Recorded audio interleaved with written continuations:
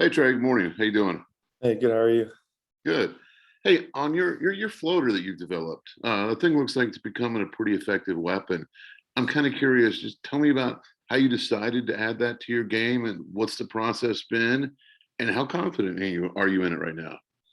Yeah, I think it's one thing that's been in my game for a while now, and I think I recently just wanted to get back to it because, like I said, it's been part of my game since high school, and I think just developing it's a really good thing to have right now, especially against good bigs and with the drop coverage and stuff. I think that's one thing I really just try to work on, and I worked on it a bunch when I hurt my wrist.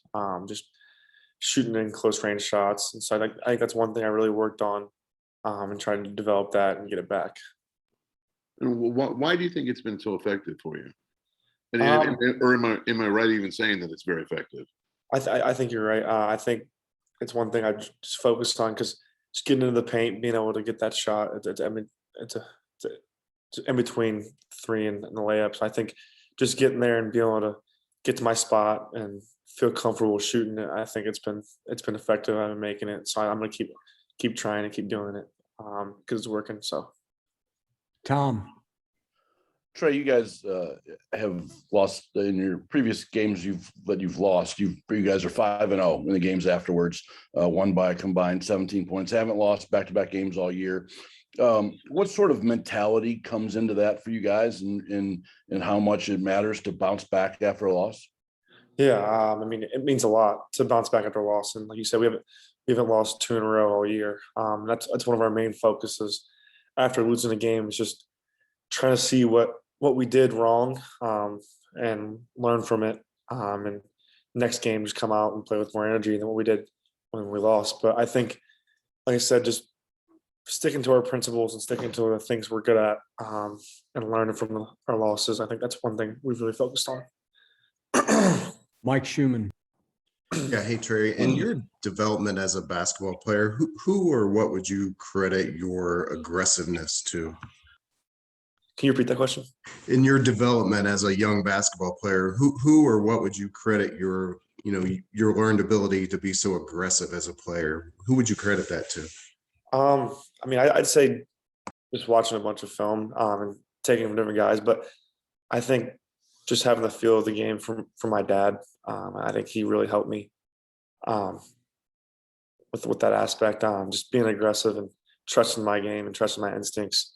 That's one thing I really tried to do, and with my game, especially in college, just trusting my instincts and trusting my ability to make plays, in the paint, and for others. So I think that's one thing I focused on. Dustin. Hey Trey, obviously, since you've been back, you've got a lot of big time assignments, more and more. Getting guys like Ivy and McGowan's and IL and some of those guys. I mean, what's the adjustment like? Guarding guys at that level. You obviously always took big assignments when you were a high school guy, but these guys are obviously a different level. Close to being pros. What's different? What requires more out of you, and how do you think you've gotten better between last year and this when you have one of those really tough top scorer assignments? Yeah, I think just focusing on what I got to do to be able to contain those guys and stop them. I mean, obviously they're all great players. There's a lot of great players in the Big Ten, but it's not just me. It's all five of us on the court at the same time, being able to stop their five, and it's us working together. I think, but like I said, it's not one on one. It's them helping me and me helping them. So I think, like I said, just me focusing on the task, and being able to stop those guys and contain them is one thing I've really just focused on, being able to watch film and take away things that I know they're good at. But like I said, it's not just me; it's all five of us on the defensive end. Quick follow on that, I guess, along those lines. I mean, how just important is knowing you're going to get screened and blowing that up? I mean, that's one thing your team has taught a lot about is your ability to run through those. When it's a score like that, obviously they want to set a lot of stuff for them to get them free. How important is it to just be aware and ready and know that that's coming and be able to blow that up? Yeah, I think it's really important. I think it's the preparation for that, being able to see, and know when the screens are coming, and to get off those and not die on them. So I think that's one thing I really focused on, just be able to know when screens are coming, and obviously get the scout and read what we got to do. to be able to get stops. Kevin, Yeah, obviously it's the homecoming game for Miller Kopp. I'm just curious of what he's been like as a teammate and how he's kind of ingrained himself with the team this offseason. What kind of teammate is he? He's a great teammate. I love playing with him. I love having him around. He's a great locker room guy. And on the court, he's always setting the right example. I think he brings it every day in practice, which is great. He doesn't take days off. I mean, he's always in the gym. He's always in here getting shots up, and it's great to see because it's nice to have teammates like that. That when you see him in the gym, you want to get in the gym with him.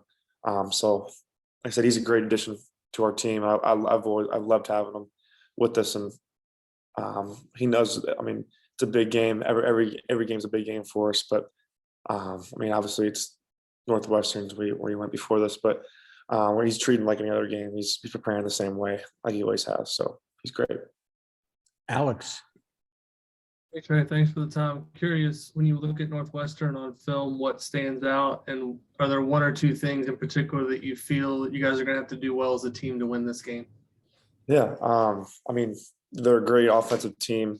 They're tricky. They got a lot of good sets, a lot of things that they do well on the offensive end. I think it's just our preparation and us being able to watch film and study what they do and their tendencies. And I think that's one thing we got to focus on and do a lot better is just being able to all lock in on the scout and know the things that they do and prepare well for them. Jeff, Hey, Trey, one of the things that Woodson mentioned the other day, and I think Race even mentioned as well, is you guys got to get to the point where you're better at playing both halves, not just playing one half well. You know, it happened the other day, Wisconsin, Syracuse, or other examples. Is that just about mentality? Is it about energy level? What is it that is the next step in that? Yeah, I think it's just like you said, the mentality. Because I mean, it's 40 minutes, and the two halves it can change drastically. I mean, one half you can be really well, the second half you, like you said, change. But I think it's just having that mentality of playing both halves and not really playing the score and coming out competing for 40 minutes. It's hard to do, but you have to do it to win the Big Ten because every team is in the game usually competing. So I think being able to put a full game together for 40 minutes is one thing you have to do in the Big Ten to be able to win at a consistent basis. So I think just being ready and prepared for 40 minutes is the one thing you got to focus on. Mike Schumann, Yeah, Trey, just going back to the aggressiveness topic, is it fair to say that Coach Woodson and his staff's defensive style is a better fit for you in terms of your strengths on the defensive end? I think it's a good fit, and Coach Woodson's really preached on defense, and that's his thing that we really focus on and take pride as on the team is being able to play defense and get stops. And I think that's our goal is to be able to stop teams, and that's what we want to do. I think that's one thing I've wanted to do in my whole career is play defense and just being able to take things away from guys. I think that's one of the main things we focused on, and I think that's one thing I've benefited in being able to try to take things away from certain guys and different players. last question, Tom Brew. Trey, you've obviously getting a lot of minutes with the starters as well and at the end of games, but a lot of times when Coach Woodson has you guys out there with the 5 bench guys, there's been some moments where you guys have kind of stagnated a bit on offense. I mean, what do you guys as that second unit need to do to do more offensively? Do you need to play at a faster pace, try to get more transition, or what do you guys need to do to be better offensively? Yeah, I think one thing we can do is play at a better pace, but I think transition points are key for us, being able to get out and run because we're fresh, and I think right when we get in there, we're fresh bodies, so we got to get out and run. I mean, offense will come, and we're gonna keep practicing, getting better every day. Like I said, just being able to get out and run and create defense to offense is one thing I think that second unit can come in and create for our offense. So.